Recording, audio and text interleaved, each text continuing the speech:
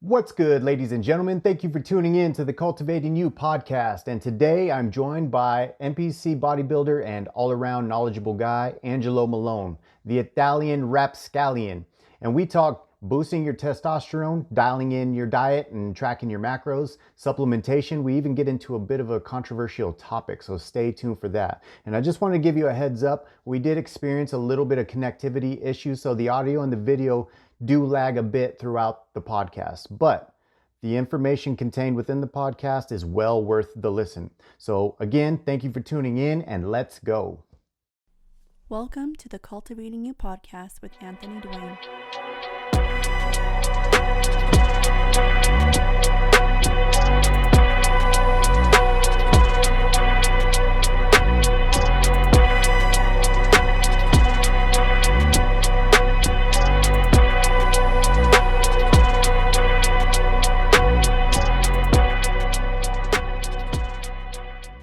All right, and we are live. Joining me today on the Cultivating You podcast, I have my buddy Angelo Milone here.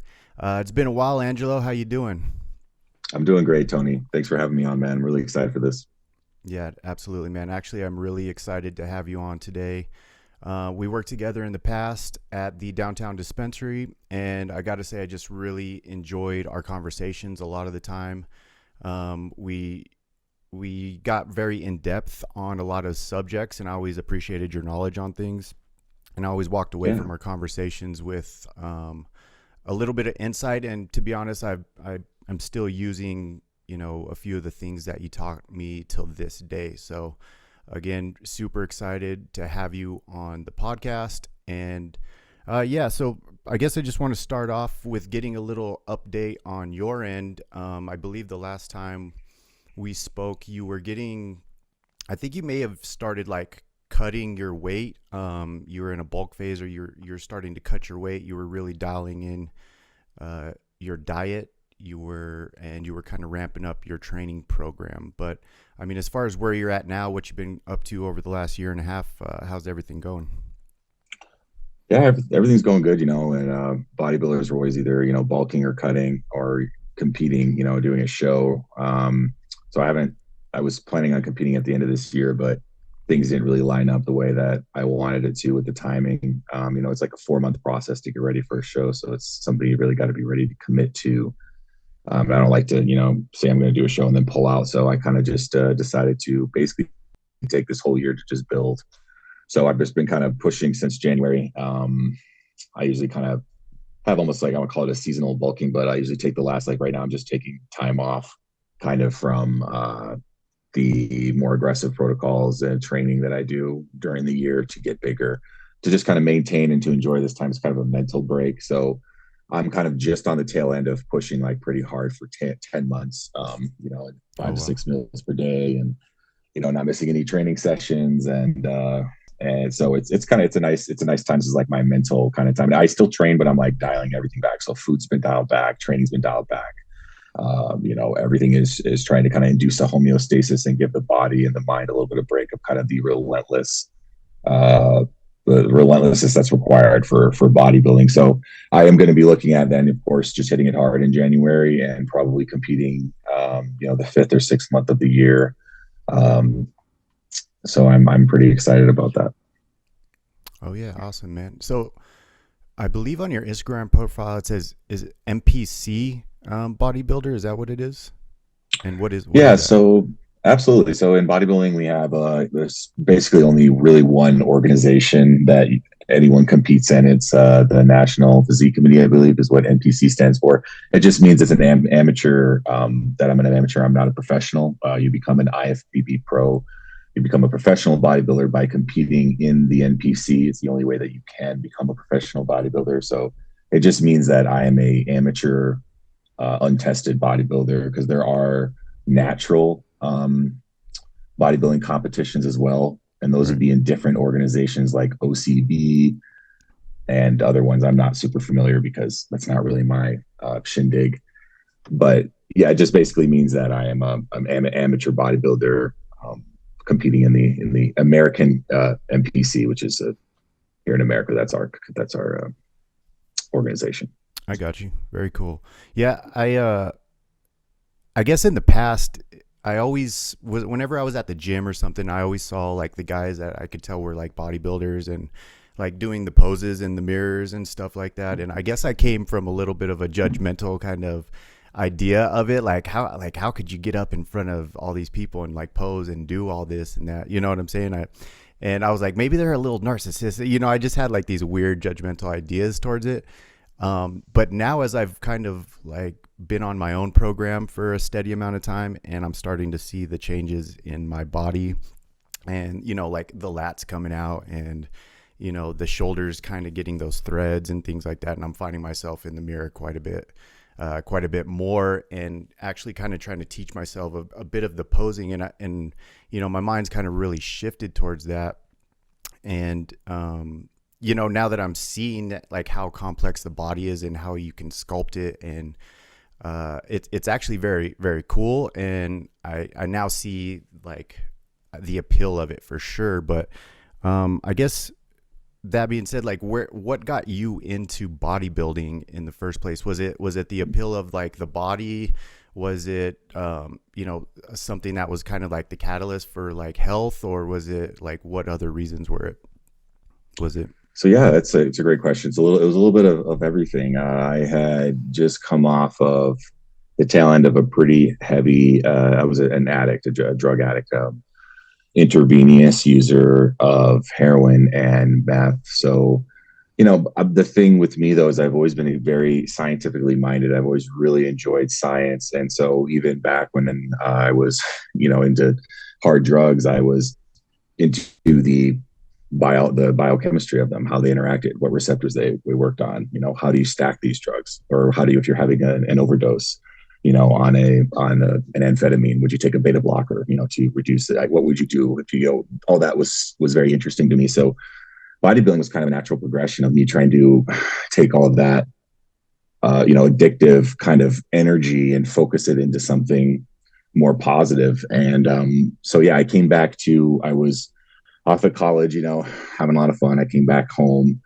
I realized that, you know, I had a pretty bad drug problem, that I was going to either end up, you know, in prison or dead if I continued down this path. And pretty low point in my life, I had to move back in with my parents.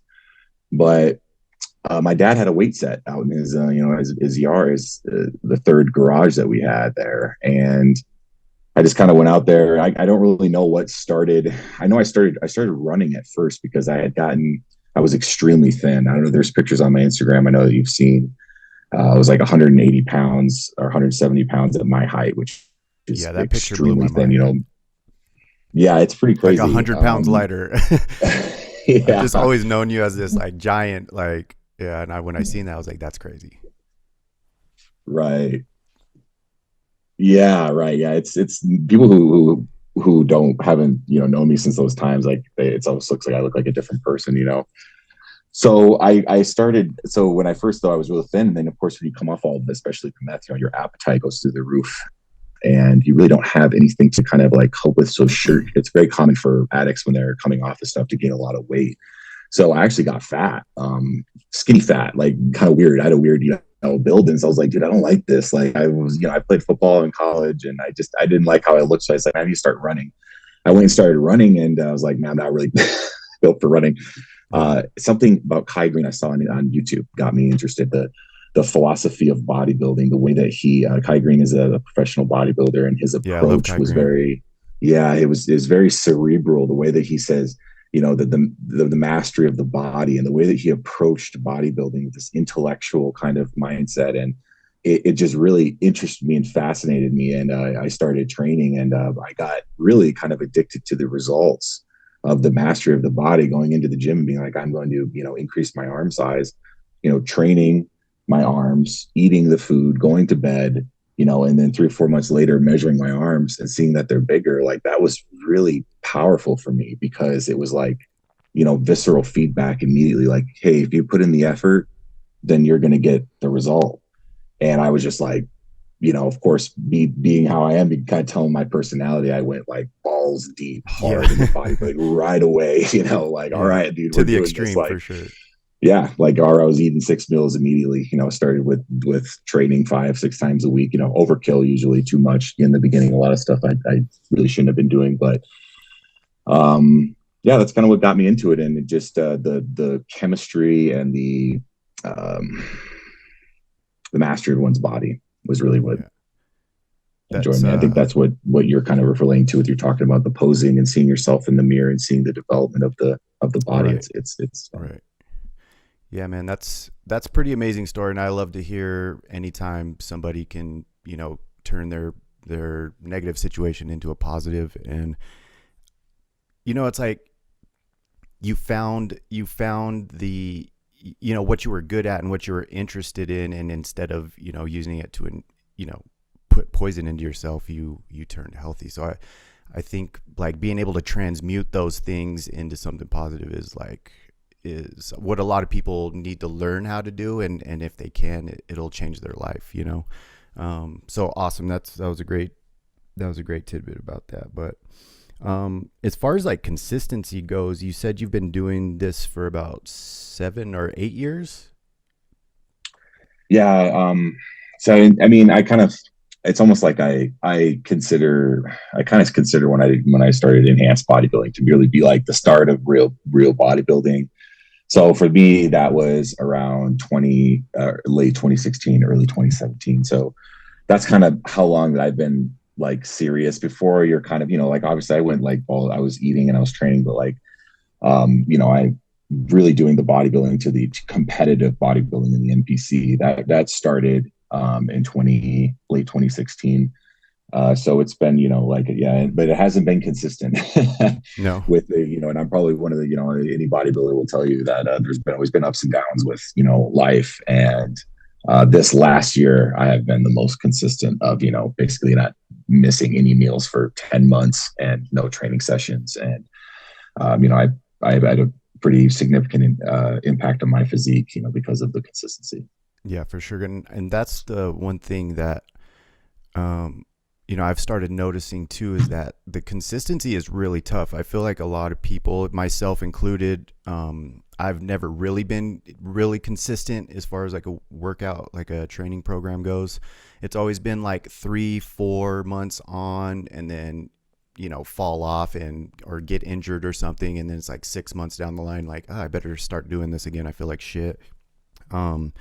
But just really digging in, even 10 months like straight, that you were talking about, going really hard like that. And sometimes it just takes that long for you to see the results that you're actually looking for. Cause I think we as people get like really, that we want that instant gratification where it's like, it's been 3 or 4 weeks and I don't even, see it. I've only seen the scale move like 3 pounds or, this or that. So we get discouraged really quick, but it really takes that dedication for not just months, but years and years. And guys like you were talking about, like Kai Green, I'm sure they've been just really hammering away at it for like 5-10 years plus. So it just really takes a lot of dedication. But even with the amount of consistency that you've had, like what are like the big takeaways that you've had from that? What have you learned about your body? How has this evolution kind of happened for you? Yeah, that's a great question, Tony. So this last year, what I really realized is that, training and food are the really what is going to continue. I'm at a point where, I'm not a genetically gifted bodybuilder. So I'm, upwards to 260, 270 pounds, and progressing from here requires a ton of effort and consistency with the diet and the training, and the supplements and the drugs are not as important as the consistency and pushing yourself maximally in the gym, and not always flooding your bloodstream with amino acids by consistently eating protein every 3 hours. Like it really comes down to it's just a sport of attrition, and Yeah. I've just been doing it. They kind of come and go, and I've got no judgment from anyone. This is my like kind of obsession, so it's different for me. But they start and stop. They'll get into the working out. They'll come to the gym. They're training really hard, and then it's a couple months and it's off and it's back. And sometimes I just tell them, and I'm like, yeah, there's all these other things I'm doing, man. But also the main reason that I'm at where I'm at is I just haven't stopped for the amount of time. Like even if I've taking a little bit of break, you just keep going, just relentlessly kind of Right. trudging forward, and you will get those results will come, and you'll realize, you look back and be like, man, that was pretty far that I've came, and I have a far to continue to go, and I haven't even won an overall yet. I haven't even won a local show. So, I'm still very in the beginning stages of my journey as a bodybuilder, partly because of my height, being 6'4" and 6'5", having to fill out my frame has been quite the process. Yeah, I bet. Yeah. So Yeah, but it's fun. I enjoy it. I love it. I love what I do, and that's why I do it. I really yeah. do enjoy it. Oh yeah. And as far as like you said, you'd mentioned something about not eating protein every 3 hours. Is that what you said? Like Eating to not protein every 3 hours. Yeah. making sure you eat protein every 3 hours. So you're missing meals. You're missing your body's ability to stimulate muscle protein synthesis. That's why we eat protein. Somewhat for the calories and the micronutrients, but as bodybuilders, the reason that we need a certain amount of protein per pound of body weight is to stimulate the mTOR and muscle protein synthesis, and the amino acid, particularly leucine, isoleucine, and valine, the branched chain amino acids that are found in all animal food, animal meat, is what we need. And when you're eating 1 to 2, 3 times per day, you're really reducing those windows. And especially if you're a natural, your anabolic window is already going to be, less than someone who's enhanced. So that's what I'm saying, man. A lot of this diet is it's key. The changes in the body from my diet were more drastic than anything else that I've ever added. Or the bodybuilders are always looking for the next thing to add in, the next compound or whatever that's going to change their physique. And really, what it is you got to pick up the fork 6 times per day and not rely on protein powders. That's a whole other conversation. I don't know if you want to get into whole food versus protein. There's a reason that we eat meat. The amino acids bioavailability is much, much longer. There is public medical research showing that whey protein isolates about 2 hours, of bioavailability. So unless you're eating every 2 hours, you're not maximizing your stimulation of, building muscle. So guys will have a protein shake and then they won't eat for 8 to 10 hours. Like, I don't know why I'm not building muscle. I'm like, well, you only gave your body 2 hours to actually pull those amino acids. How is muscle supposed to be built without the amino acids stimulating mTOR? Right. Yeah, no, exactly. And the whole food not going to happen. The whole food thing is a game changer. Like, I actually kind of ditched protein powders just recently within the last couple months. And I've been really just focusing on whole food. So it's more of like an animal-based diet. I'm trying to get 100% like grass-fed beef. And I'm trying to get in. See, this is one thing I do want to ask you a little bit about, because macros are something that I kind of understand, and maybe other people don't really understand it that well too, but I'd like to get into that because for me, I'm just kind of winging it right now. I guess I'm trying to cut fat and maybe like shred out, but also I'm trying to build muscle. So I think what I'm doing is kind of working against itself. So I'm trying to bulk up a little bit at this point. And I want to maybe try and track my macros a little bit better. And for the rule of thumb that I've kind of heard is like basically eating about whatever your goal weight is. Say you want to be 190 and you're 180. That's like eating 190 grams of protein. Roughly 25% of that is like healthy fats and pretty. Carbs, I guess, for bodybuilders, but for me, I'm trying to stay lean and get big. I don't know if that's counterintuitive. But yeah, so it's like fruits for carbs, rice here and there, raw dairy, honey, things like that. These nutrient rich foods that are giving me a lot of, like you said, the amino acids and all these like nutrients that my body needs,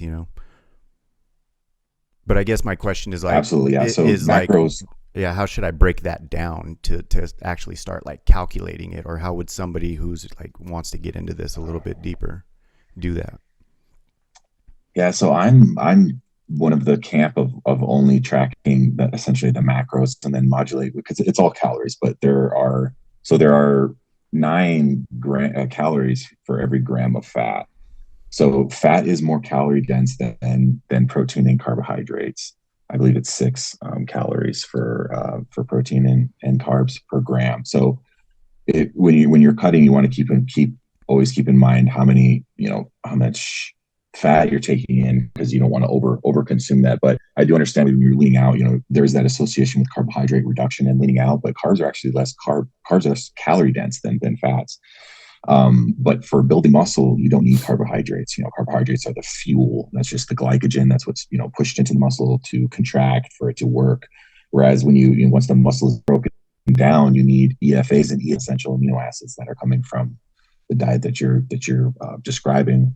Seems high in both of those. Be high in fat and high in protein. That's really going to facilitate good muscle building, because you need both. You also need the essential fats. That's what the body cannot produce them. Non-essential fats your body produces, like conjugated lymphonic acid or something like that. But those are not essential. So usually what I recommend to people is I am a big protein guy, and I like to start there. That's kind of like where I like to start. Let's start with the most important to me.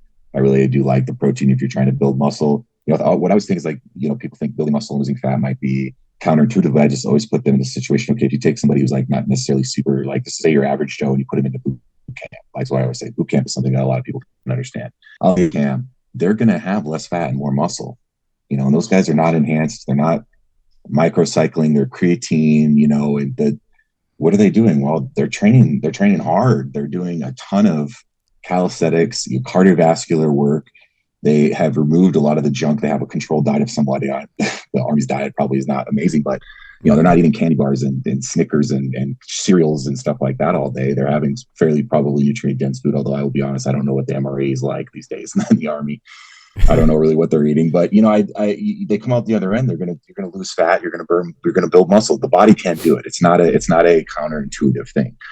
It's a lot of times what it is like, if you're at a body fat that isn't heavy, like in Tony, you're not. You're at a very average or below average.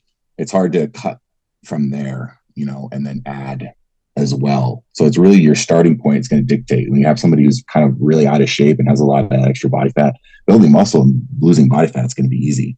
Right. Somebody who just needs to kind of add more muscle to their frame, that's usually a lot of times what I like to focus on. Kind of just focus on one at a time, and the inflammation and a lot of the other stuff will go down and go away, and you will look leaner and better on a controlled diet that has micronutrient dense foods that are not pro-inflammatory. That in itself will cause a tighter waist. It will cause less water retention. Your face will be less bloated. You'll look better on a good clean diet to begin with. So that's kind of the way I like to kind of think about it. Not so much as like burning fat, building muscle, but just optimizing your composition and how you feel to begin with. So let's starting with, I think you had a great outline there. Whole foods, protein powders aren't bad here and there. Once per day is usually what I say. No more than once per day, and keep in mind, how long that they're going to be, that's going to be available. I really like them post workout. That was the original intent kind of for a protein shake. The whey protein will get in there a lot faster than slowly chewing some steak. The amino acids will flood in there. But my question is, why isn't there already amino acids in your bloodstream? Why didn't you eat before you trained? Why didn't you eat the meal before that? So all those amino acids should be in your bloodstream. So I'm getting a little bit off topic here. So I know I'm trying to get back onto your question for average user. Start with protein, 1 pound per body weight. So that, like you said that right there, you want 180, you're at 190. I would target the higher body weight that you want. So let's hit the 190. And then just kind of let everything else. You said 1 gram, right? 1 gram per body weight or 1 pound? Per pound, yeah. So if you're a 190 pound person, would want to hit 190 grams of protein per day. And then, like you said, 25% of that, of those fat and those calories will be higher at 25. And then you can kind of spread the rest. I would say 75 carbs, but the rest can be carbohydrates or filled in with a little bit more fat, depending upon some people do better on higher carbohydrate diets and some people do better on higher fats. That's something that you'll have to kind of, but I really like to say to with the average person, a lot of times what they just need to cut out is a lot of pro-inflammatory foods. Exactly. That would be the first thing to do, and not worried about a lot of the other minutia. Yeah, no, I think for me, just every day eating the same thing. I mean, I haven't got tired of it yet. It's all really good food, like like eggs and cottage cheese and these high protein stuff. They have great taste, and I haven't found myself getting tired of them yet. But it sounds like from what you're saying, I guess I'm on the right track. I maybe just need to bump my numbers up a little bit more, or just eat, because I'm only eating about 2 times a day. So maybe add that third meal in. I've also been, Yeah, and I train. get, Get yeah, the yeah, get for the sure. get those calories up training hard, man. Really push that body in the gym. Like you want to sweat, you want to force Yeah. the body to have the composition you want. Dominate your body. You are the one that's in control.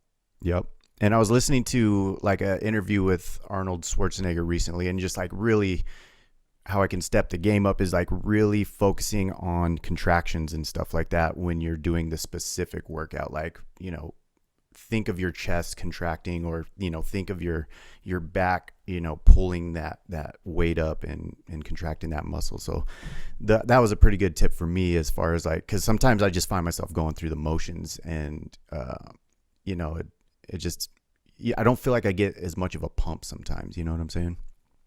Absolutely. Yeah, that's been something even I have to continue to. I was swinging weights around the other day with my arms, and I had to slow it down, squeeze, and like the pump went. That pumps you how well the muscle is being trained.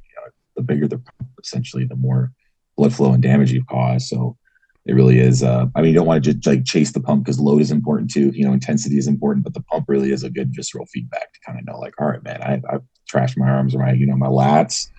Good bodybuilder should be able to, good mind muscle connection. You should be able to contract and squeeze your lats and get a pump in your lats. You feel your lats actually pumped up. And that's how you know you're really targeting that muscle and directing blood flow into there. So yeah, Arnold, the Encyclopedia of Bodybuilding is a great book for anyone who wants it, anybody looking to get into bodybuilding or anything related. I like to call it bodybuilding because, anyone can do this lifestyle stuff. You want to master your body.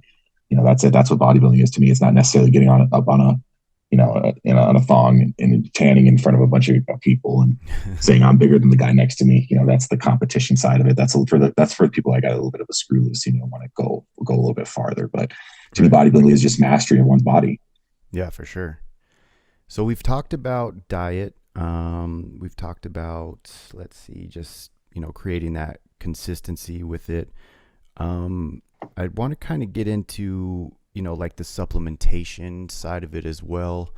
And kind of like boosting testosterone, which is a big topic that we've talked about in the past. And that's one of the things I've really taken away from you. From the things that you've taught me, is this testosterone stack to kind of generate free testosterone. Cause like for me, I'm getting older, I'm getting closer to my 40s now. And naturally, that T is going to start dropping. And, that's, as a man, that's my vitality, right? Like I want to keep that going. I want to keep that up as long as I can. And for, if I'm not necessarily a bodybuilder, I'm not like, power lifter heavy, I don't want to boost it like completely, maybe through like, replacement therapy. But if I wanted to do it as natural as possible, I've found that taking these supplements has really, really helped me out. And maybe you can go into those supplements a little bit deeper, but essentially I'm still on the KSM 66, which is the ashwagandha, 300 milligrams per day. Awesome just for a brain boost. And I always feel it in my head. I always feel a little bit of clarity from it. So it's just like a really good uplifting kind of herb to be able to take in general for anybody, I would say. Still taking the vitamin D, about 2,000 IU a day, about 15 milligrams of zinc. The magnesium, I found a really good magnesium with about 7 different types of magnesium. So I've kind of stepped that up a little bit. And because I know those like different forms of magnesium are a lot better than just trying to, isolate that one type of magnesium. And then also like the saw palmetto, which I'm still not super knowledgeable about. I guess it's for like prostate for men.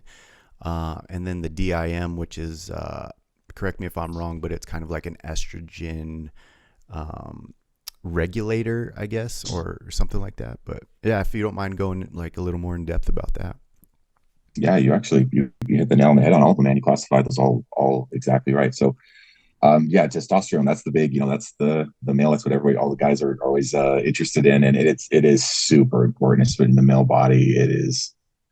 It's really like our energy, like you said, our vitality. And it's what makes us male. It's what gives us drive. It what makes us want to dominate our environments. And I really think that, falling testosterone levels are going to be extremely detrimental to the future of our human race. But that's, I guess, a topic for another time. So testosterone being maximized is super important. To take an example, I have a guy recently that I was just helping out, a client that contacted me. He's had been feeling that he's really not able to keep up in the workplace. This is a lifestyle client, not a bodybuilder. I do work with a lot of different people. And he had been just feeling like he couldn't get ahead in work. He's like, man, I've got these guys, he's about 45. And he had these younger guys coming into work, in their early 20s. He's in an office environment, a sales position, very aggressive, very, very stressful, high stress, high reward, type of environment. He's just trying to keep up. We go in, we get his testosterone levels checked, and he's on the lower part of it. He's like at 300, 400 nanograms per deciliter. To put that in perspective, it will just to make it kind of arbitrary. It's usually between 900 to 1,000 would be like the highest end a natural could produce. So 1,000 nanograms per deciliter would be like a maximum cranking out natural testosterone. Would be very rare that somebody would be that high. Most likely, probably taking testosterone if you're going to be that high on the range. This guy was a third of that.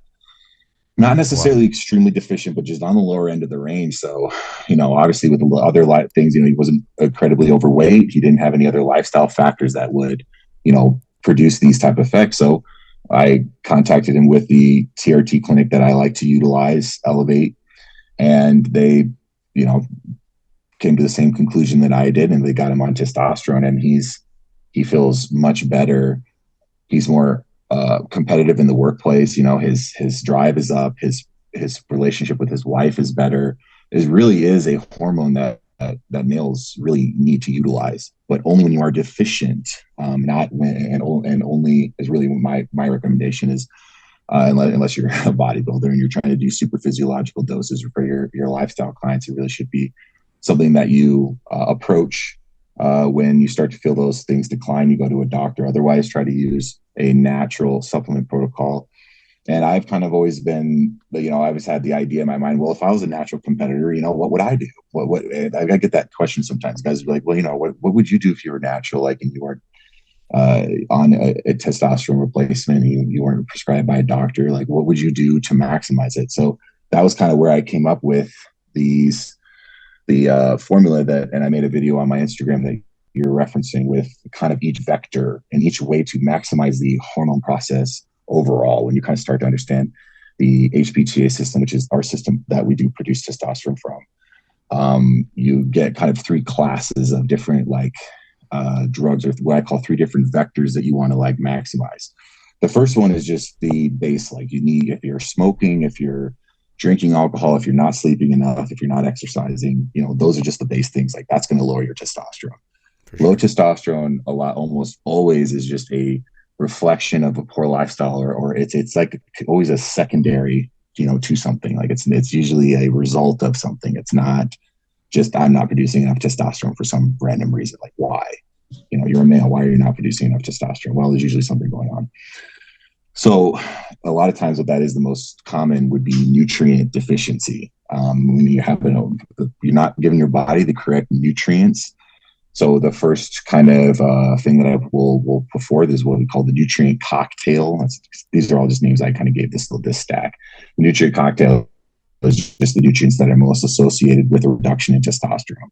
That would be your D3, vitamin D3, zinc, and magnesium. So those are the three that should be in your diet. If not, you want to supplement with, and to make sure that those are all associated with. So when you go and look at the medical research, people that are deficient in zinc have lower levels of testosterone. People that are deficient in vitamin D have lower levels of testosterone, right? So it's let's just get all those out of the way. Boom. Make sure our nutrients are good. Vitamin D, magnesium, and zinc are things that the Americans do not get enough in their diet. So it's very common. So once we check those off, okay, we're giving our body essentially the building blocks to create testosterone with those nutrients. The second is okay, now people have enzymes that convert off. So we've got this nice testosterone that we've got produced from our nutrients. Now it could be converted off enzymes in our body. So you have two main enzymes that we want to target: the aromatase enzyme, which converts testosterone to estrogen, and the 5-alpha reductase enzyme, which converts testosterone to DHT, or dihydrotestosterone. These are metabolites of testosterone that have a variety of different functions. First off, you need estrogen just the same as you need testosterone, but you don't want an excess of estrogen, and particularly the environments that modern man finds themselves, smoking marijuana, with plastics and other environmental hazard, soy-based products. Estrogen elevations are pretty common. And that comes essentially from an overexpression of the aromatase enzyme, because that's how males produce estrogen, is from the conversion of testosterone. Also, if you have too much testosterone, your body will convert off. So sometimes with these, when we get this whole stack going, I'm pushing their testosterone levels actually so high that the body upregulates the aromatase enzyme to convert some of that testosterone off into estrogen to create homeostasis. So what do? We come in with some enzyme blockers because we're like, hey, bro, we want to keep that testosterone cranking out and free. We don't want it converting off into estrogen or DHT. So we have then two enzyme inhibitors. The DIM blocks the estrogen, and the saw palmetto blocks the DHT somewhat, not 100%. It's just reducing the overall conversion of those enzymes. So now we're creating more free testosterone. So you have your total and your free. Total is all your testosterone that is bound and unbound. Free testosterone is the testosterone that is free in circulation that can be bound to your androgen receptor. So this will really increase the free testosterone because it won't be converting off. It'll stay as bioavailable. Then to just cap the whole thing off, the ingredient that is most associated with an increase in testosterone when all these other factors. So when you have healthy males that aren't nutrient deficient, and the only thing that really has been shown, there's two now, because Tonka Ali has come out with that would be something that could also be added to this, because of new research on that. But ashwagandha, particularly KSM 66, which is the patented form of ashwagandha, stimulates more production. So that is like literally separate from reducing conversion and separate from adding the building blocks. This literally just stimulates your HPTA to produce more testosterone. So this whole cocktail is like just overloading all those vectors to produce, as much as you could. Yeah. That's huge. I think that's huge, would be huge for a lot of guys. Like me personally, like, even people, like in the past, I've even had like issues with, low mood, like maybe this kind of sense of like depression, like this low vibration feeling. And a lot of the times it really just comes down to our chemical makeup inside of our body. And that's what I learned, because I ended up going to a doctor at this kind of really low point. And she was like, well, let's get you to an endocrinologist and get your blood tested. And I was like, okay, like I didn't know what that was all about. But as soon as I went and got my levels checked, I had found out that I had an underactive thyroid. And so they put me on a very, very small amount of like levothyroxine, which ultimately just kind of kicked my thyroid back into gear and started regulating my hormones a little bit. And literally like in 2 weeks, I was feeling better. And so I feel like sometimes like, especially if like people are having trouble just kind of like getting off the couch, you know what I'm saying? To like, I know I want to go work out. I want to start doing these things. It's just like, I just can't do it. I just don't feel like it. I don't have the energy. I'm very lethargic. And sometimes it is more just like you need to go push yourself to expend energy, because you don't get energy until you expend it, kind of thing. But, I think it pays to kind of make sure what's going on inside your body. And the testosterone replacement therapy, I think, is huge too, especially for someone who's maybe like a little bit older as well, you know what I'm saying? Like just kind of really keep that vitality going, like we were saying, keeping ourselves young. And I remember when I started taking that stack, I think it was about a week later, I was kind of like wondering, I'm like, what's going on here? I was like, am I supposed to feel something? I think I remember asking you, like, how long does this shit take to kick in? You know what I'm saying? And, obviously your body has to kind of adapt to it. So I think it did take roughly 2, maybe 3 weeks, but all of a sudden, one morning I just woke up with a baseball bat, and I was like, oh, I think it kicked in. So yeah, like the fact that you said like the guy Yeah. had started having better relationship with his wife, and like it really does kind of give you this all around sense of well-being. It really boosts your mood. It's great. So I think anybody who's interested for sure should definitely take advantage of that for sure. So Yeah. And you have just a quick one to wrap it up. You do have I with my clients, they all have doctors and stuff, but like we do our own blood work. We go to a doctor when we go to that stage. In the United States, you have 100% control of the ability for you to go in and walk into a blood panel place and pay out of pocket to test any hormone in your body. right. There are websites that I have utilized that are great at all. They're completely controlled and third party anonymous. Like they just have doctors that write blood tests for you. So I just go on, like if I'm during my cycle, I want to check my estrogen, my testosterone, my red blood cell count, anything like that. It's all very affordable. I don't ever spend more than $50 to $100 on this testing, especially for testosterone. I think it's only a $50 test to go and check your free testosterone, total testosterone, and see where you're at. And you just go and select free and total testosterone. You type in your information, you pay the fee, and they immediately email you a order form to go to the nearest LabCorp. You set an appointment on labcorp.com and you say third party already paid for testing, and you just hand them the paper and they draw your blood and they email you the results. There's no doctors involved or no anything. And, obviously that's, I'm somebody who's very like hands-on with my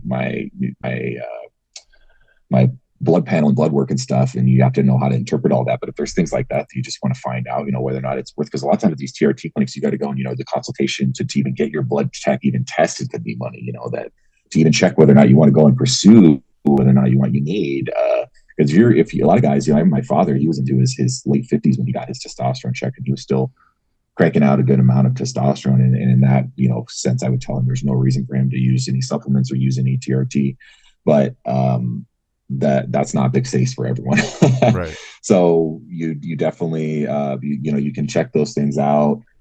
I can send you add me on Instagram and I'll send you for 100% free. I'm not associated with any of these websites and have any affiliate codes, but I just like to help people out and give people the power to, fix diseases. I know people that have said screw doctors and gone and done hundreds of dollars of their own blood work to figure out what's going on with their autoimmune disorders and fix it themselves, Absolutely. and that information is all online, and you will pay through the teeth to have somebody else. And a lot of times be misdiagnosed, by doctors with complicated symptoms. I'm a big fan of Western medicine for like broken bones and just, very straightforward things, keeping things sterile. You need your figure amputated for some whatever reason. Like Western medicine is going to be great at that. But if you walk in and you tell your doctor that you're feeling fatigued, you're screwed, bro. Yeah. Because you're most likely going to be put on a medication or have just be written off and told to go, and your regular MD will know nothing about testosterone, won't put you on testosterone. If you ask for it, he'll probably put you on a gel, and she'll put you on a gel that won't do anything. So, oh yeah. definitely take power into your own hands. A little tangent I went off on there. Yeah, no worries. That was great. But like, totally agree with you, because when I went to the endocrinologist, I was telling him I was kind of, worried about the levels of testosterone, and he's like, "Oh, you're at like 450. You're doing good. You're in the middle range." And I'm like, "Well, I don't want to be on the middle range. You know what I'm saying? Like, I want to be on the upward range." Like, yeah. And I was kind of hinting, I'm not a middle guy, man. Yeah, talking about replacement therapy, and he totally wrote me off. Like, he was like, you could tell he was just totally against it. You know what I'm saying? So yeah, they're not always in your best interest. And I think that we have so much information now, and so much resources and tools online, like as far as like, yeah, checking your own blood work and getting, constant glucose meters that put in your arm so that you can monitor your blood sugars when they spike. And when they do this, like, you can really take your own health into your own control these days, which is just completely awesome. And it's all through technology and apps now. So, it's kind of like the thing we talk about all the time, like biohacking, you know what I'm saying? Like doing experiments on ourselves, and honestly, It really just kind of builds your own like self-reliance. You know what I'm saying? If you can keep yourself healthy and then just monitor yourself, you probably for the first good half of your life wouldn't even necessarily need to go to the doctor for anything. You know what I'm saying? Unless it is like broken bones or what have you. So Absolutely. Yeah, yeah, you should be if you're healthy and you're getting regular blood work, it's like $50 or $60 to get like a ton of regular like your comprehensive metabolic panel. Then so I have like a base thing that I like to get. I call it just like a base health kind of like thing, and it checks heart, liver, kidneys usually, and those for bodybuilders are super important.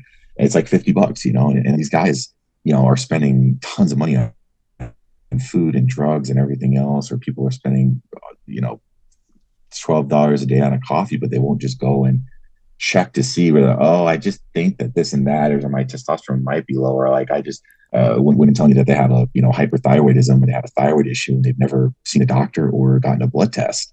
right. It's just like it's in your hands. You can absolutely, like you said, I 100% agree. And I really do. I would encourage people that if you're interested and you really do care about your health, to do that, to take control of your health and take it in. And like, it's almost like the doctor's like the last resort. That's when you're like, all right, man, I really don't know what the hell's going on. I need to go to a professional and figure this out. Right. And you really shouldn't find yourself in those positions if you're healthy. Like you said, you really shouldn't find yourself unless you're doing some crazy stuff, or you have Mm-hmm. some hereditary disease or something that pops up that could be an issue. You really should be staying away from doctors. I agree, brother. Yeah, for sure, man. Um, so I kind of wanted to jump onto a topic that may actually be, I guess some people may deem a little controversial. But I think, you've relayed to me that you're completely open to discussing this, and that's the use of like steroids, and I believe you referred to it as PED or PED or something like that. Um, Yeah, yeah, PEDs. Yes, it's more of a broad term, for anything that enhances performance. Bodybuilders utilize. Everyone utilizes these. yeah, for sure. And I just think like it's worth it to have like a responsible conversation around it, because to me it's like it kind of aligns with like psychedelics, right? I'm really pro psychedelic for mental health use and things like that. And obviously, psychedelics are Schedule 1 drugs, what they absolutely should not be, and they've had their taboos, you know what I'm saying? They've been controversial. People are scared of them. They're just misinformed about them. But it's almost like, in the bodybuilding world, it's maybe an unspoken thing that like a lot of people do it, and it's like, well, if a lot of people are doing it anyways, wouldn't it just be fair to like have a place that it's open to where it can be practiced in a safe manner, where people are being monitored and allowed to do it in a safe way? You know what I'm saying? Same thing with like psychedelics. Like they feel like they should be, regulated, and it's much more safer than people just going out and trying to find them and learn about it on their own and possibly hurting themselves because they're misinformed. Yeah, I agree. That there needs to be some change in legislation for sure. The way that I look at it is it's a societal thing. The reason that things like amphetamines and heroin, are illegal, and I can vouch for this, being somebody who's used them and been in Right. those environments and been in those cultures. They're detrimental to society because they promote crime. When you don't have meth and you don't have heroin, you need to have the heroin and meth, and you will go out to do whatever you can, that is rob and steal to get it. So that creates it's a negative correlation. It causes a societal drain because of the drug, right? Right. So I just don't see that with anabolic steroids. I don't see that with psychedelics. I don't see that with marijuana. I put them all kind of into the same category of personal, use, and that the legislation should be much more reflective of that, as psychedelics and marijuana are kind of moving towards being more accepted. But anabolic steroids are still it's a taboo topic. You roid rage, you're going to have bitch tits and acne, and it's just, it's still all because people won't talk about it. It's just like with celibacy, and they all tell you what you're, in school, don't have sex, and then nobody has any information regarding, you go to a Catholic school or whatever, like I did. They just don't give you any, you don't know anything about anything because no one's talking about it. There's no education going forward. So what you hear about sex is you hear from your friends and your older brothers and sisters or whatever, it just becomes this like, kids don't even know what the hell's going on until a certain age, because no one's talking about it. So I kind of just feel like the anabolics are like that. And other than bodybuilders, all behind closed doors, we all talk very openly and freely about it. YouTube has become much, much more about, letting us come from an educational standpoint and speak from our experience. We're not encouraging anyone to do this. And 100%, I am not a doctor. I have a degree in nutrition, bachelor's in nutrition. I am not a doctor. I'm not a master's. I'm not even a, anything. So all I can do is speak from my personal experience. And I think that there should be more people like this. And there are a lot of bodybuilders that are kind of taking this more approach to kind of quell a lot of the misinformation out there about it. So first off, if you're not going to compete in bodybuilding, I absolutely do not believe that you should be using anything other than a replacement dose of testosterone. If that, and we discussed whether or not that would be how you can decide whether or not you're ready for testosterone in the previous section there. So, boosting your levels up is going to be plenty to the upper range with supplements, and then when that fails, replacement doses at a homeostasis, keeping you within reference range. A lot of bodybuilders do their own TRT, and they are much, much higher out of the reference range than they're supposed to be. And that's not really testosterone replacement. That's still super physiological if you're out of that 900 to 1,000 nanograms per deciliter, which a lot of guys are. So to talk about, PEDs, they are used, I can tell you, in every level of the sport, or in almost every sport now too. More out there. People are in other sports are utilizing them. Bodybuilders tend to kind of have the thing is about anabolics is they respond to training. That's why you can use it in any sport. That's why, Ben Johnson was caught with Winstrol. I don't know if you remember that in the Olympics for the sprinter, right? That was an anabolic steroid. He was a sprinter. Okay. Well, he uses we also use Winstrol in pre-contest as well, because anabolic steroids react to how you're trained. You train. So if you go and Lance Armstrong used testosterone. Did he look like a bodybuilder? No, because he trained as an endurance athlete. So his body was related to look like an endurance athlete. The response, the adaptation from the steroids created a higher endurance from it. So what bodybuilders do is we eat a shit ton of food, and we train for volume and we train for size. So we we end up getting the scapegoats for the anabolic steroid use because it's so apparent that we're using them. You can see it in our muscles. What you're not seeing is all of the MMA guys, all of the baseball players, all football. I mean, come on, bro. Anything that you need to increase strength and power, you're going to utilize anabolics. So powerlifters, strongmen, they have all that fat over them. So I think bodybuilders get the kind of they're the roiders. Like, no, we're just probably the most obvious because we are trying to increase muscle size, and that is something that anabolics do. So it's just it's becoming very, it's becoming part of our culture. I mean, when I walk into a gym, and there's more people on than not nowadays. You go into an LA Fitness, you got recreational guys that aren't even ever going to step on stage, that don't even eat or train correctly, that are taking, more than I've ever taken in my, life, in my career. So it's an interesting topic, and one I'm happy to answer any questions about. Yeah, for sure. And, it's like, I always see online, like, people like demonizing steroids. Like, there'll be this jack dude with a video up, and, in the comments, it's like, oh, he's on roids, he's on this, he's on that. But it's like, I don't know much about it. I don't have any experience with it, but I still got to think, like, you can't just take steroids and then just be jacked. Like, there's still got to be some discipline behind it. Like, you still have to put in the work, and you still have to do all the other necessary things like diet and consistency and training, and you know what I'm saying? So it's like, it's not like this big shortcut also that people think. Yeah, it enhances for sure, but it's, it's like, I don't know. I just see that mindset, and it's kind of like frustrating. That's probably as well.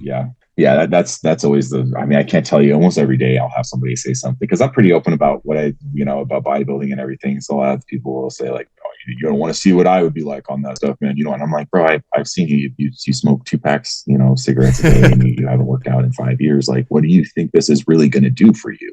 Yeah, this doesn't turn a turd into a Ferrari, buddy. It's just going to be a turd still. So as a little derogatory way of putting it, but it's kind of something that always cracks me up, because as soon as you do this stuff and you realize, like, man, it'll get you above your average, your normal and average, like, your guy, but it's not going to create, the next the Grammy or the next Mr. Olympia, because you decided to do one cycle of, like, oral only, Winstrol or something. it definitely will, you know, in my mind, it creates even more of a demand. So you think about it, how do these things work? Well, they massively increase your recovery. So like, man, when I'm blasting and I'm on a good stack, you know, I'm not sore the next day, no matter how hard I train. Guess what? I got to go train harder. I got to train more. At this, the stimulus that is required to train becomes more and more and more. You ever seen a pro bodybuilder train?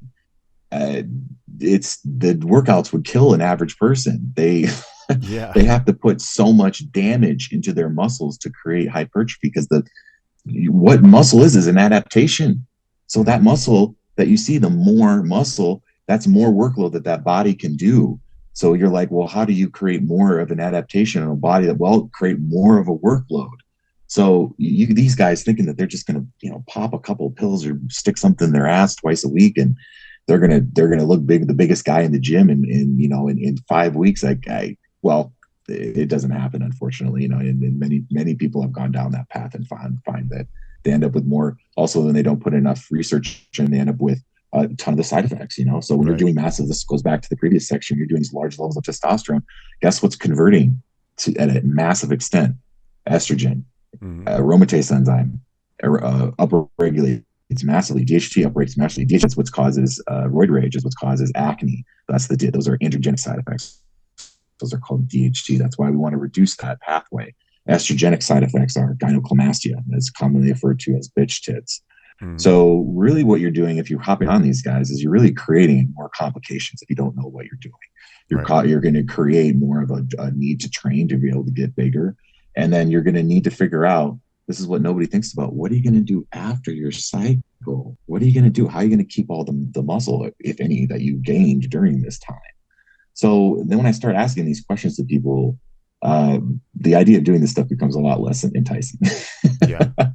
No, because they absolutely. realize it's a lot of more work and addition of information that you're going to need to know to balance your body or get with somebody that does. And then you're playing with fire because, you know, there are a lot of different things that can go wrong if you don't understand. You know, I did years of research before I ever tried anabolic steroids. I was helping out guys that were using gear when I wasn't even on gear because I'm very obsessive and very science focused. So I do think, you know, this isn't your average. I don't expect your average bodybuilder to have the knowledge that I've accumulated or that I will accumulate, to be honest, because I see myself, you know, a little bit more as a coach, and I feel like as coaching, you need to know more. You know, you need to know more than your average guy, but you do need, as an average dude, to have a basic understanding of anything that you put into your body. And I can't say that the majority of bodybuilders do that and know what they're putting into their body, or people that recreationally use these things. Yeah. Well, I appreciate all that insight for sure. Cause I mean, it's mindset, it's building, it's cultivating all these other things prior to getting to those stages. I think a lot of people just kind of like fantasize in their head about like getting on this stuff and doing these things and the outcome, and they're already jumping 5 years ahead, and it feels good. But then you start doing it and it's a whole different story. And then, you know, you've never learned how to push through the monotony of, you know, 3 years of every day, you know, doing the same thing. And a lot of people just can't handle that. And I feel like that's why people jump to like, hey, I should jump on steroids, or I should do this, or I should do that. And I think it's just more important to like cultivate a good foundation of everything before you even start thinking about any of this stuff. Like, you know what I'm saying? And which I'm sure you've done over time, you know? Yeah, to be honest, I wish I would have stayed natural a little bit longer. I didn't reach my plateau as many guys. You know, I'm very obsessive and very like, I wanted it all, and I wanted, you know, and I really did believe that if I only did a couple cycles that I'd be competitive, you know, right away at a you know, regional and national level. Yeah. And you know that for some people you can't do that. There absolutely are guys that respond that way. It's just a very small percentage, and those are the guys usually that go on to become pro. Why is a pro bodybuilder genetically different than like being in the NFL or the NBA? Like, people think that it's drugs, but it's not. There's so many different things. Like, first off, it's your drug resistance. Some guys can take stuff and they don't get as many side effects as other people. Then you have drug sensitivity. So that means some guys can take things and they get much more out of it. And then you start getting into the actual the breaking down of the anatomy of a bodybuilder and what makes them good, and having overexpression of type 2 muscle fibers, which are 30% larger than type 1 fibers. Right. Having small waist, genetically, having small joint sizes, which makes the muscles look larger because your joints are smaller. Mm. All these different things compiling together. And then these guys, people on the internet, literally think if they just stick themselves in the butt twice a week that they're going to look like somebody like that, like a pro Yeah. bodybuilder. Just blows my mind. But it doesn't really blow my mind. I understand it because it's just a lack of education. It's not really a reflection on their intelligence. It's just a lack of understanding, and kind of a like you said, everyone always thinks, like, I always kind of feel like everyone always thinks that they're the special one. If they did it, it would be different. They would be different. They would look different. And it's like, there's a lot of guys that have tried this stuff, man. And trust me, if I could just drug my way to winning a national show, I would be a national champion right now. Yeah. Yeah. No, I hear that, man. It doesn't work that way. I would have done it because I have all the knowledge and capabilities to do that. So if that was something that was able to be done, I would be a national level competitor right now. And I have not competed since 2018, and I'm a local level competitor. So that kind of tells you where that goes. Yeah. Well, I'm excited to hopefully see you do your thing here pretty soon. Like you said, next year, get on stage. I think it'll be pretty motivational to see that, and I'd love to be able to come to a show or something like that too. They're a lot of fun, man. I think you would enjoy them. We drink in the audience, and like it's fun. It's cool. I think you'd enjoy like the anatomy of it and seeing the bodies and you hear the stories of the people. It's a lot of ex-addicts and a lot of people that have overcome things. People use bodybuilding a lot to build discipline to then apply to other parts of their life. Like it's a very positive and fun experience. I think that you would enjoy it. And yeah, I'm serious about it. I need to get back on stage. I miss it. I'm one of those people that really enjoy is being in prep, and like I love starving and suffering and getting shredded and seeing my body change day by day, and just it's like an alien thing, man. You can't it's hard to explain, but when you're in prep and you really reduce your body basically nothing, it's almost like a kind of a spiritual experience of going into the desert and fasting. So the way that I think about it, it's exactly almost out of body experience that you get when you're lean. It takes a while to get there, but when you're really down in like below the 10%. Yeah. I actually wanted to ask you, like, because no fat on your butt. Yeah. One thing I've even been noticing, it's almost like when you get into a deep like workout session, you get into that flow, you're in the zone.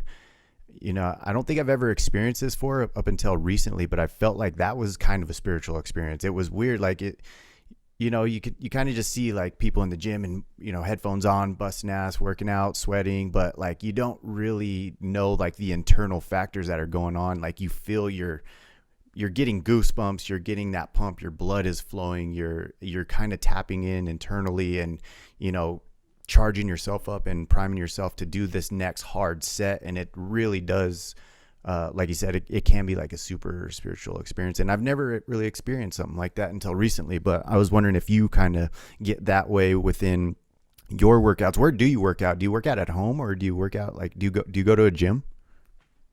Yeah, I have two different gyms I go to, Be Strong and LA Fitness. But I completely agree with you. I do think that, and this is something we wanted to talk about with marijuana, I do think that there's a place for it in bodybuilding particularly. The way I kind of look at it is you have like two kind of different vectors that you would want to like approach if you were weight training. Number one, if you're a bodybuilder or more of like a cerebral trainer, what you would refer to as like flow state, really getting internally in depth and connecting to the body, mastering the body, feeling all those muscle fibers contracting, that mindset is going to be enhanced, I believe, by marijuana. And I do think that there's almost I would almost call it a PED effect from that you can get, because the more muscle fibers that you can contract, the more you're going to grow, the more fibers are going to be damaged, the more you're going to grow. And there is a correlation to that with that. Now, that being said, if you're a strength athlete, you're probably going to be coming down the second vector, which is the adrenaline and cortisol vectors. And that is why you see a lot of, our good buddy Cisco on Instagram, who's a power lifter. He's always, sniffing salts and stuff because he's trying to induce a cortisol environment of adrenaline and cortisol, which quickens and tightens and creates strength. And so like that is almost like two opposite ends of the spectrum to me. So I absolutely believe that marijuana has a place, and in creating more of that mind muscle connection, which I love. And that I feel like is part of what really enjoy in bodybuilding is the mastery and the connection that you were talking about, that internal, I think it's something, especially with, that it's something we're supposed to do. We're supposed to use our bodies. And in this modern, we don't have to run down an elk every day to eat. So I think there's something to be said for, you using your body, contracting the tissues and using it. When we kind of have more of a sedentary modern lifestyle now, it's something primal like that you said that you really enjoy, you can kind of tap into. Yeah. Yeah, and that's crazy with like the marijuana. I used to smoke and work out quite often. I found it very, I would get actually just more focused. And, but as far as like, even as it being something to help your body really like shut down as well, like it can do you utilize it as something to kind of just help your body totally relax and get into that recovery state as well? Yeah, rest and digest is super important. So if you're, I'm not heavy on stimulants before I train, but like I do like to kind of create. I do like a little bit of stimulants too. It's almost kind of like a balance. Probably goes back to some of my drug addiction days. I do like. I'm very careful with how much caffeine I use, but I do caffeinate some stimulants and then some vasodilators. That's kind of like what I like to do before I train. For sure.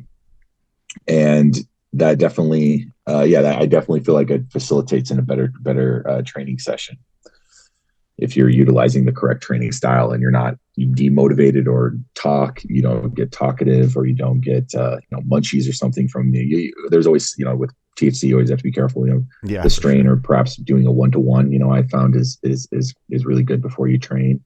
But yeah, then to relax afterwards, to create that rest and digest state, to switch, to turn you off from the stimulants when you're in that, more of a stimulated state, because that's the only way that you're able to like switch over to building muscle is in that rest and digest state. So yeah, right. I think that's honestly probably most people, because stoners are going to like to get high before they train, but your average person, I don't really know, giving them 5 mgs before they train, probably, I don't know if that would enhance their training or not. But, like if when you're used to marijuana as it is, but having something after, to induce appetite and relaxation would probably be a better shot for a lot of people, a better application.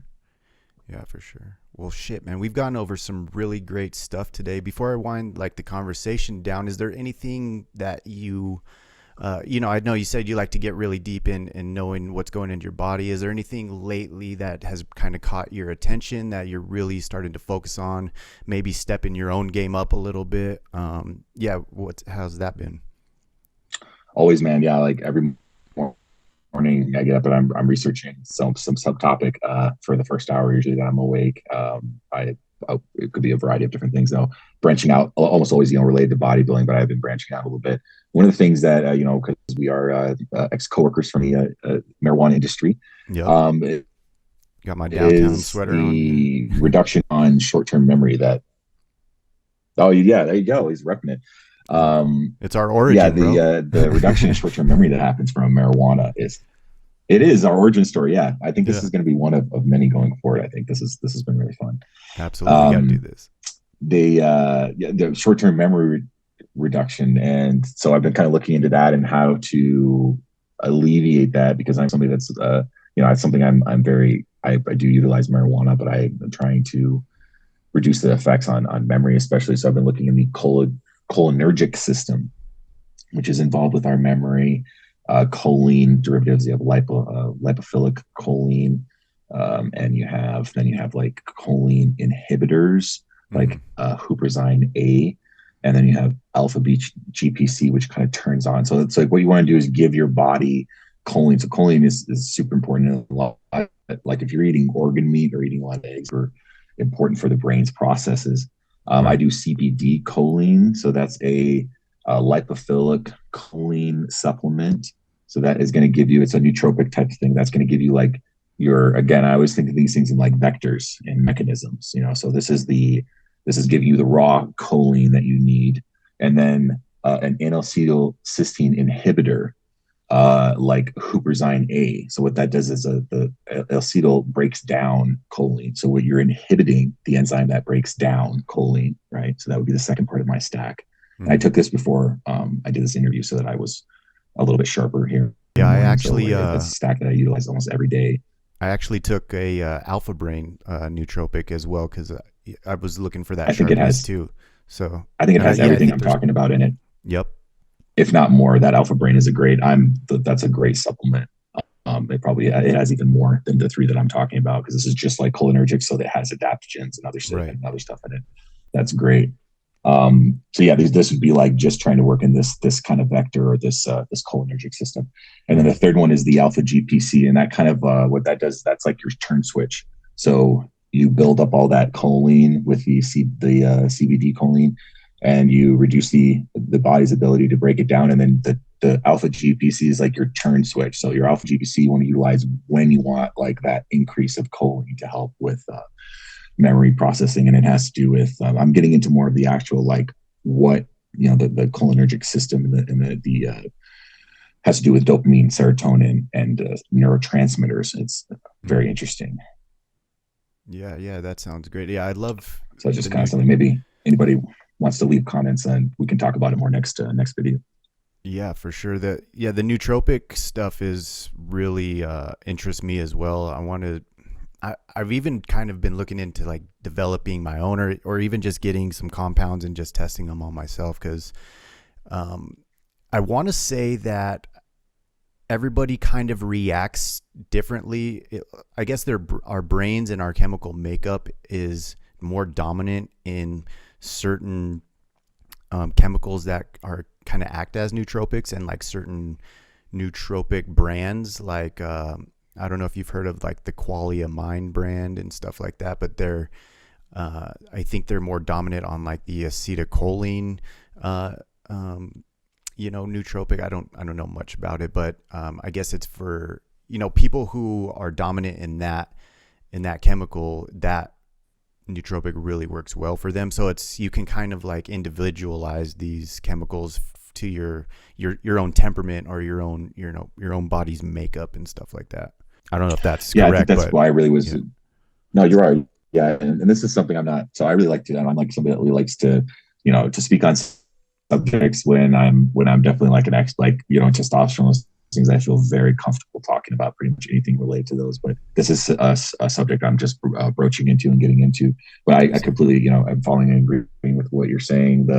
I think I am deficient in choline, and that is why I get such because I really do feel like a mental clarity and quicker, faster, and probably from the THC, it does reduce, I believe, the system in some way, and how it interacts is essentially why there's higher levels of Alzheimer's with marijuana users. And that cholinergic system is what degrades and causes the dementia and a lot of the mental degradation that you see as you get older.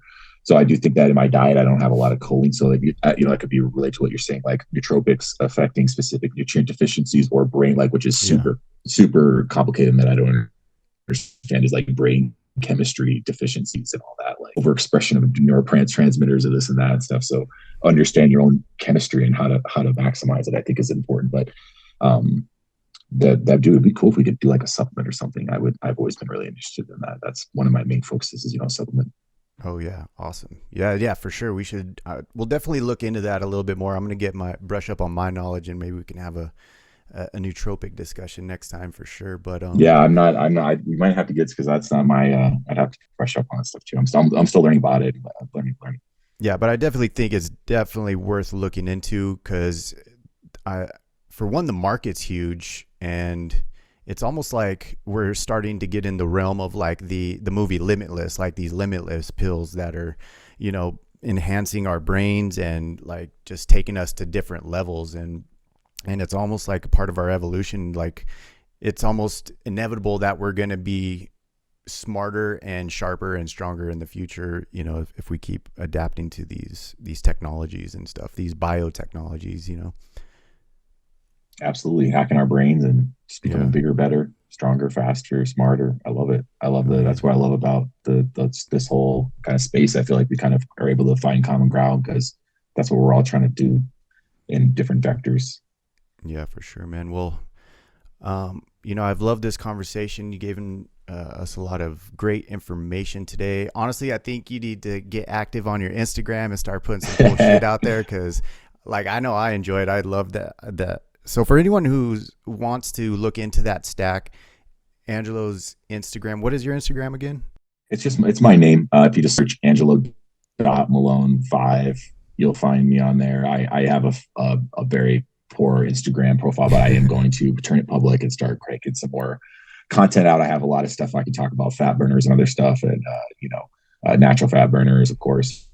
Yeah, for sure. So And I'm going to keep all my stuff on Instagram more natural and supplement based. Yeah, excellent, man. Yeah, so I'm gonna put that in the description. I'll put your Instagram in the description for anybody who's interested in going over that testosterone stack. It has a 2-part video and it's a breakdown of everything. And I think one of the biggest things with that is like it's pretty cheap to do. Like I think it's like $1 or $2 a day for like 2 months worth of vitamins, which is not bad at all. I've been taking it for a year and a half now. I think I may have had a 2-month break where I didn't take it, but I feel amazing. I feel sharper. I feel great. I can tell my body is building muscle easier now than I used to, even when I was younger. So there's a lot of benefits to it. I mean, the zinc, especially during this COVID period, that we're still somewhat in, the zinc is great for your immune system. I have not been sick in at least a year. I don't even remember the last time I got sick. It was probably when I got COVID like a year and a half ago. So really boosts mental acuity, immune system. The vitamin D, I think you should still be going outside and soaking up sun with your shirt off anyway, but the vitamin D is also good for that. But yeah, just a lot of good stuff. So I'll put links in the descriptions for a lot of this stuff. Maybe we can put in some links for, maybe like the TRT replacement centers, or if you have any recommendations as to where people can go for that kind of stuff. But yeah, I just want to say, I just wanted to say thank you for coming on the show today. It's been enlightening and I've enjoyed it immensely. We'll definitely do this again. And I appreciate you, man. I appreciate you, man. And anyone who wants to reach out to me, for no charge, I'll give any information, send you guys to, I got clinic, blood work, supplements. There's the videos on my Instagram, break it all down with the dosages and everything. So I'm just all about free information, helping people out. So, and I really do appreciate you, Tony, having me on. This has been really fun, man. And I think it's just going to spark some stuff for me as well going forward. Yeah. Awesome. Glad to hear it. All right, people. Well, you heard it here. Get your weight up, get your discipline going, get those macros on point, and cultivate yourself some muscles and get jacked, make some money. All right. It was good having you on, Angelo, and we'll see y'all next time. Peace.